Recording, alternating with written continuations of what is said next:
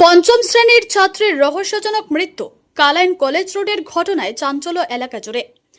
কালাইনে পঞ্চম শ্রেণীর এক ছাত্রের রহস্যজনক মৃত্যুর ঘটনায় চাঞ্চল্য ছড়িয়েছে। মৃত ছাত্রের নাম গীতা বৈষ্ণব। তার বাড়ি গুমরা নালু গ্রামে। সে কালাইনের উইজডম সিনিয়র সেকেন্ডারি স্কুলের পঞ্চম শ্রেণীর ছাত্রী ছিল। জানা গেছে, পড়াশোনার সুবিধার জন্য গীতা তার পরিবারের সঙ্গে কালাইন কলেজ রোডে ভাড়া থাকত। তার বাবা পার্থজিৎ বৈষ্ণব পেশায় গাড়ি চালক। স্থানীয়দের দাবি, অত্যন্ত হাসিখুশি স্বভাবের গীতাকে ঘটনার দিনও বাড়ির আশপাশে খেলাধুলা করতে দেখা যায়। দুপুরে খাওয়া দাওয়ার পর গীতার মা কিছু সময়ের জন্য পাশের বাড়িতে যান। সে সময় ঘরে একা থাকা গীতা ফ্যানের সঙ্গে ফাঁস লাগায় বলে জানা গেছে। কিছুক্ষণ পর তার মা ফিরে এসে ঘরের দরজা বন্ধ দেখতে পান। পরে বাইরে থেকে লাঠির সাহায্যে সিটকেনি খুলে ঘরে প্রবেশ করে মেয়ের মৃতদেহ দেখতে পান। এরপর তিনি মেয়েকে প্রতিবেশীদের সহায়তায় দ্রুত কালাইন হাসপাতালে নিয়ে যান, কিন্তু সেখানে কর্তব্যরত চিকিৎসক তাকে মৃত বলে ঘোষণা করেন। তবে মাত্র পঞ্চম শ্রেণীতে পড়া গীতার এমন চরম সিদ্ধান্তের পেছনে ঠিক কী কারণ ছিল তা এখনো স্পষ্ট নয়। পরিবারের তরফেও এই ঘটনার সুনির্দিষ্ট কারণ জানা যায়নি। স্থানীয় সূত্রের দাবি, মাঝে মাঝে পড়াশোনা বা অন্য কোনো বিষয় নিয়ে গীতাকে তার মা বকাঝোকা করতেন। সে কারণেই এমন ঘটনা ঘটেছে কিনা তা নিয়ে স্থানীয়দের মধ্যে সন্দেহ তৈরি হয়েছে।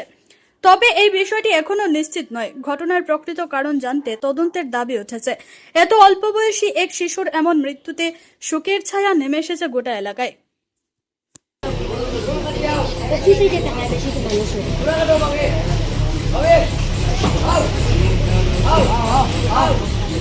পঞ্চম শ্রেণীর ছাত্রের রহস্যজনক মৃত্যু।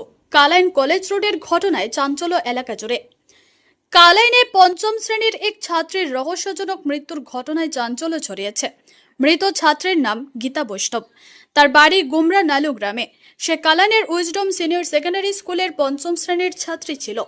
জানা গেছে, পড়াশোনার সুবিধার জন্য গীতা তার পরিবারের সঙ্গে কালাইন কলেজ রোডে ভাড়া থাকত। তার বাবা পার্থজিৎ বৈষ্ণব পেশায় গাড়ি চালক। স্থানীয়দের দাবি, অত্যন্ত হাসিখুশি স্বভাবের গীতাকে ঘটনার দিনও বাড়ির আশপাশে খেলাধুলা করতে দেখা যায়। দুপুরে খাওয়া দাওয়ার পর গীতার মা কিছু সময়ের জন্য পাশের বাড়িতে যান। সে সময় ঘরে একা থাকা গীতা ফ্যানের সঙ্গে ফাঁস লাগায় বলে জানা গেছে। কিছুক্ষণ পর তার মা ফিরে এসে ঘরের দরজা বন্ধ দেখতে পান। পরে বাইরে থেকে লাঠির সাহায্যে সিটকেনি খুলে ঘরে প্রবেশ করে মেয়ের মৃতদেহ দেখতে পান।